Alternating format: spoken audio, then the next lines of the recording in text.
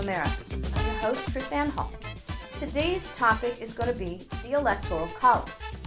Now, the Electoral College has been thrust into our current events because a number of states have tried to or even pushed through legislation that alters how their Electoral College records the vote for president.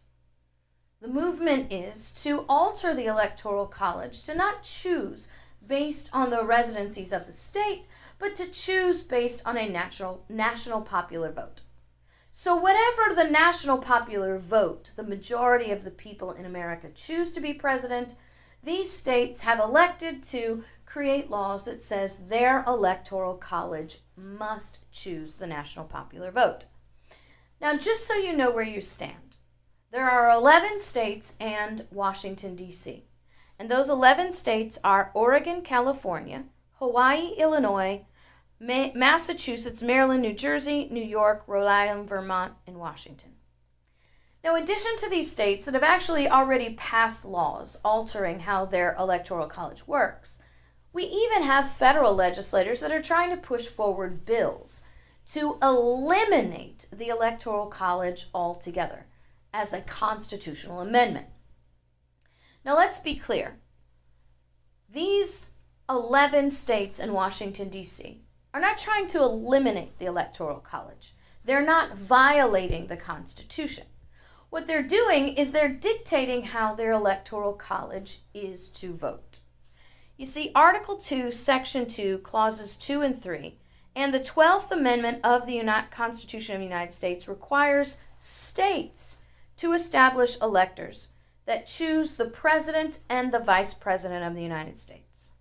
Now, like I said, the states are not eliminating their Electoral College, but what they are doing by dictating a national popular vote, they are eliminating the voice of the citizens of their states and actually eliminating their political relevance in the presidential elective process. Now, members of Congress are creating bills to dissolve the Electoral College. Either way, altering or abolishing, these changes in our Electoral College will result in the disenfranchisement of every voter in the states that do this. Now, the only cure to this infectious disease of ignorance is knowledge. And so that's why here at Constitutional America, our role here is to bring to you the current events, but also teach you the constitutional truth about them. Not just so you have some entertainment, but so that you can take these truths out into your world, out into your public, and make them the narrative. Now, what we need to do is regain our understanding of the purpose of the Electoral College, so we can understand why it exists the way it does and the dangers of altering or abolishing it. Now, the process of the Electoral College was established for a specific reason. Now, because we have failed for generations to teach the truth, not just simply about the Constitution, but about the role of the President of the United States, people have been deceived through progressive education that is always leading us closer and closer to a more powerful government. We have forgotten as a people why we have an Electoral College, because we have forgotten the role of the President of the United States.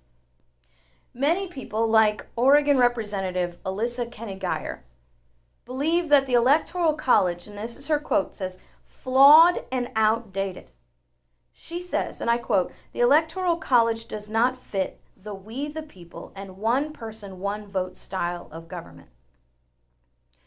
Now, this Oregon representative and people like her believe as she does because they don't understand why the Electoral College was established and how the Electoral College actually protects the individual's rights, the individual's vote, instead of eliminating it.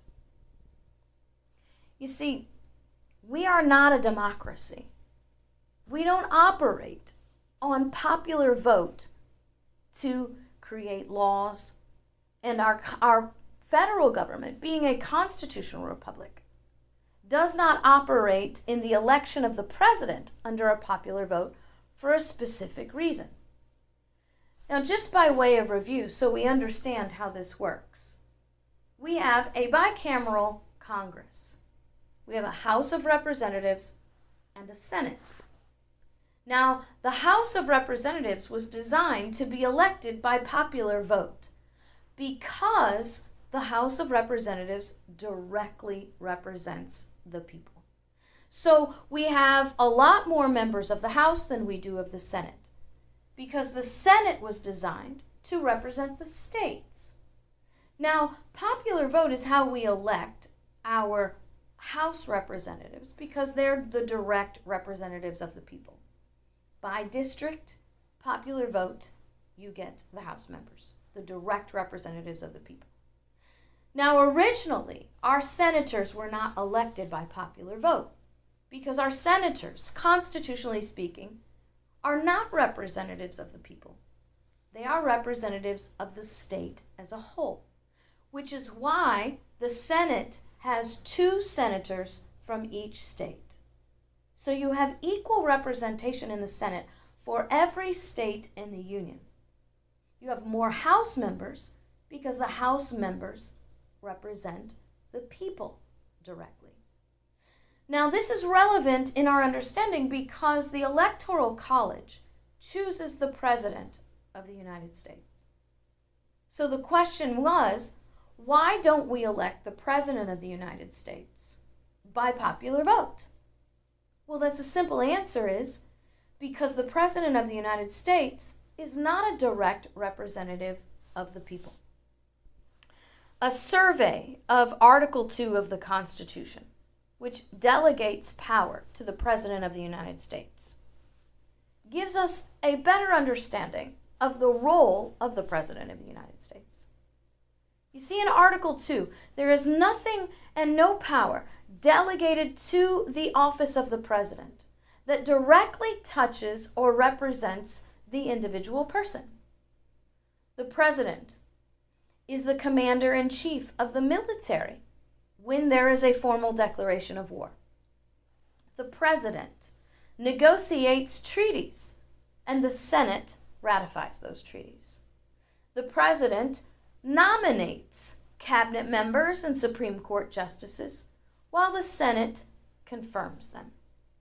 You see, these powers that are delegated to the President of the United States are powers that explain the constitutional role of the President of the United States, which is not a representative of the people, but a representative of the states. The role of the President is not to be a leader of America. The constitutional role of the President of the United States is to be an ambassador on behalf of the states in foreign affairs. He is part of the treaty process that makes contractual agreements with foreign governments and the states. Most everything that the President does, he does only with the consent of the Senate, who are the representatives of the state.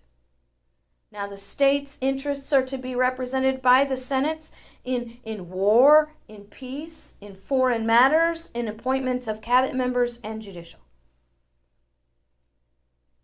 Because the President of the United States is a representative of the states, the states choose the President, not the people. The President does not directly represent the people. He has no power attached to touch the lives. Let me put this differently. No power constitutionally to directly touch the lives of the people. And so the Electoral College was established to survey not just the will of the people, but the principles embodied in that state. What president best reflects the principles and ideologies of our state? That's the question that the Electoral College is to answer. That is why we don't elect the president by popular vote, because he doesn't represent the people. We elect the president by the Electoral College so that the states survey the representation of their state, what their state believes politically, ideology, and then they choose from the candidates the best presidential candidate that will represent them in the federal government. The popular vote for president that takes place at the state level ensures that the principles and the interests of the people of the state guide the Electoral College. These subtle distinctions are hard for Americans to grasp today because part of the miseducation that we received is a belief that we have a consolidation of states who only exist to support the federal government.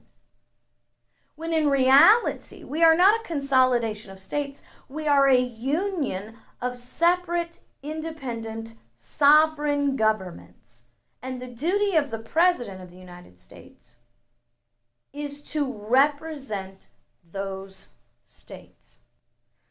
However, the national popular vote movement takes us even further away from our constitutional republic structure by removing the independence of the states and eliminating the voice of the people within those states. This national popular vote legislation proposes that once the national popular vote is recorded, then the electors must choose for president and vice president whomever the national popular, the majority of the people choose to be president of the United States, regardless of whether that choice actually represents the principles and the values of the people in that state. Through popular vote, the individual state would become politically irrelevant. What would matter is what do the most populated areas of the country want. The rest of the states would be politically irrelevant and inevitably ignored in the political and governmental process. Through the national popular vote, where the majority of the people dictate to the minority who the president will be, what that means is very small geographic areas of these United States would control the vast area of the rest of the country. New York, LA, Southern Florida, the most populated areas in Texas.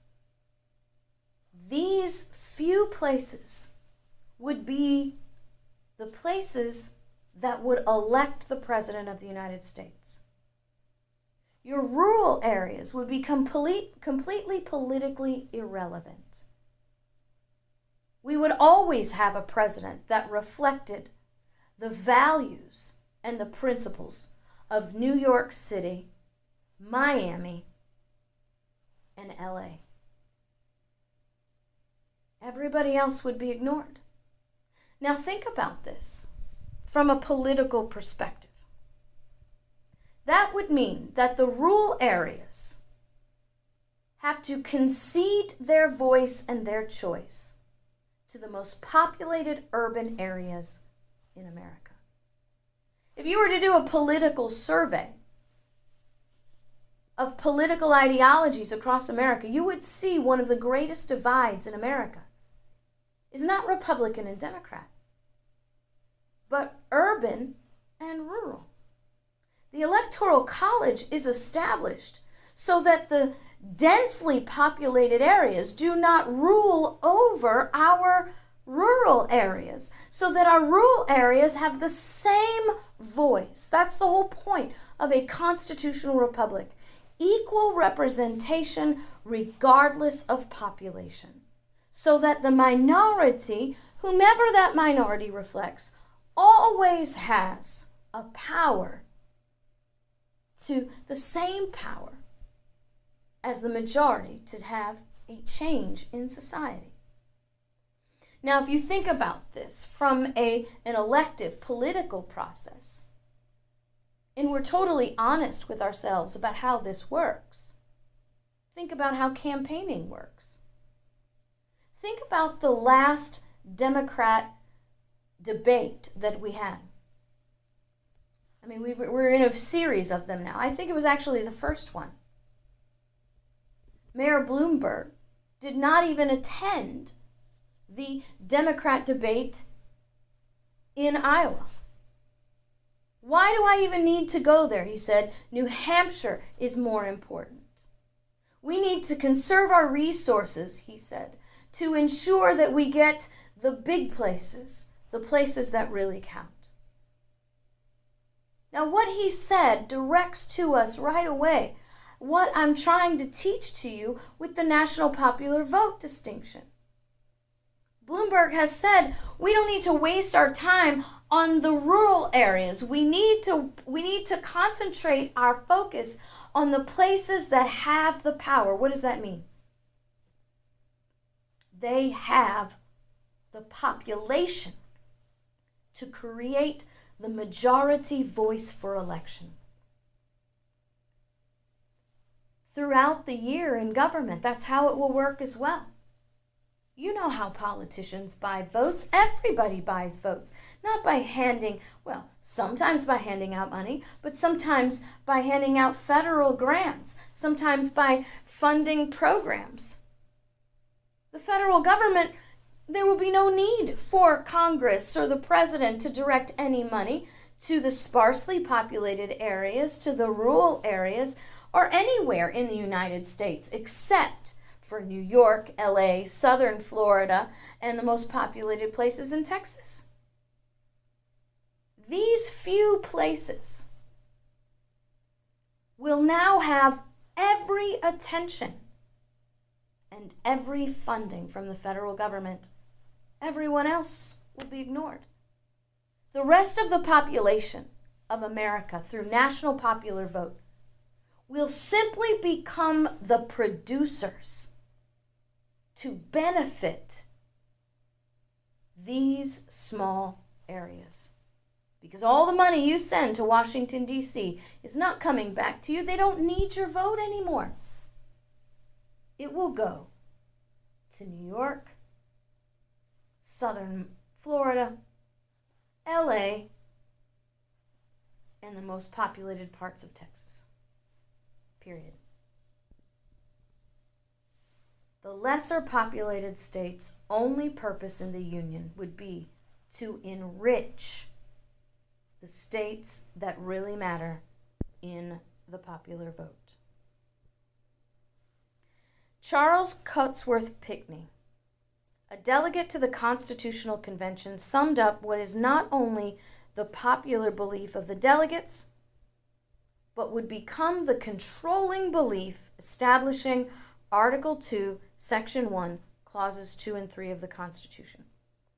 He classified the national popular vote of the president to be liable to be the most obvious and striking objections. He said, if the people were to elect the president by popular vote, they will be led by a few active and designing men. The most populous states, by combining in favor of the same individual, will be able to carry on their points.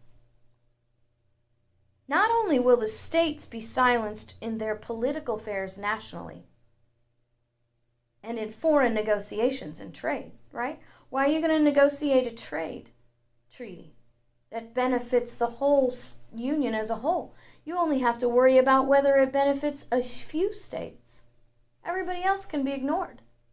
Oh, well, we'll take all the resources from the sparsely populated states, use them in treaty in foreign governments, and then use the benefits of those treaties for the states that will actually elect us. But not only will the states be silenced, the people themselves as individuals will be silenced as well. Seriously, what would be the point of voting if you live in Vermont or Iowa or Wyoming or Georgia or Alabama? What would be the point of voting if you don't live in New York City, in southern Florida, in southern California, if you don't live in the most populated parts of Texas? What would be the point of voting? There wouldn't be any point. No point at all. Because every presidential election would be chosen by these few states, and these few states would grow in power to maintain their power, to maintain their control. Everybody else would be starved of any federal treaties, of any federal distribution of funds or grants, but they would be pillaged for the benefit of the other states. A national popular vote is actually an oxymoron, because it actually only reflects the voice of the majority, not a national voice. And history dictates to us an essential truth, that when we live by majority rule, the minority, no matter who they are always enslaved for the benefit of the majority.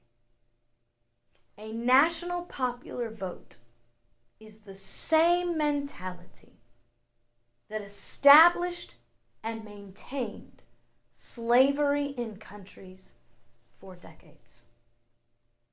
The sad irony of this, the 11 states that we mentioned, California, Hawaii, Illinois, Massachusetts, Maryland, New Jersey, New York, Rhode Island, Vermont, Washington, and Oregon. In that list who have chosen national popular vote, 9 of those states will lose their voice for the benefit of California and New York. 9 out of 11 states are voting to support 2. Those who cry for national popular vote do so out of ignorance, but madden on to their own destruction. These 9 states, Oregon, Illinois, Vermont, Hawaii, will not achieve a greater voice on the national platform. They will ensure their political irrelevance from this day forward. If they choose, if America chooses to eliminate the Electoral College, the protection established by those who ratified the Constitution to protect the relevance of the small states, to protect the voice of the people in a national platform. If the people choose out of ignorance to silence themselves, we will have established the end of our constitutional republic and the formalization of a federal kingdom. Samuel Adams said, "No people will tamely surrender their liberties nor be easily subdued when knowledge is diffused and virtue is preserved." He said, "But on the contrary, when the people become universally ignorant and debauched in their manners, they will sink underneath their own weight without the aid of foreign invaders." There are probably very few examples better than the national popular vote movement that illustrate exactly what Samuel Adams is talking about. The ignorance driving a movement that will absolutely guarantee the loss of liberty of almost every state in the Union to the benefit of a few. At KrisAnneHall.com, I actually have an article on my website called Disenfranchising the Voters that gives you a written account of the lesson that I'm giving you here today. Go to KrisAnneHall.com, print out that article, share the videos that I have on YouTube about the Electoral College. Let's help each other secure liberty for our future. Let's spread the knowledge and virtue that Samuel Adams was talking about, so we can ensure that we don't seal the deal and make our children subjects to a king, but we do the right, the educated, and the liberty thing, the thing that requires the step up, the step out, the speak out in courage, to dictate the narrative of constitutional truth, so our children can have a choice in the future, and we don't eliminate it by popular vote. Thank you for joining me here today at Constitutional America. It's always a blessing to be with you every week. Stay tuned. Every week we have a current event issue from a constitutional perspective. We are a teach show, not a talk show. God bless you guys, and we'll see you next week.